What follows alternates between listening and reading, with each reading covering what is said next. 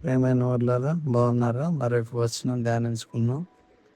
అన్ని జనులలో ఏ మర్మం యొక్క మహిమైశ్వర్యం ఎట్టుదో అది అనగా మీ అందున్న క్రీస్తు మహిమ నిరీక్షణ ఉన్నాడన్న సంగతిని దేవుడు తన పరిశుద్ధులకు తెలియపరచగోరి ఇప్పుడు ఆ మర్మమును వారికి బయలుపరచండి. కొలసి 1:27.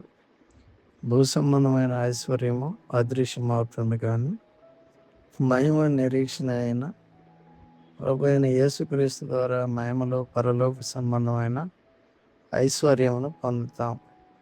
మరియు ఆయన ద్వారా మనము విశ్వాసం వలన ఈ కృపయందు ప్రవేశం గలవారమై అందులో నిలిచి ఉండి దేవుని మహిమను కూర్చున్న నిరీక్షణ బట్టి అతిశయపడుచున్నాము.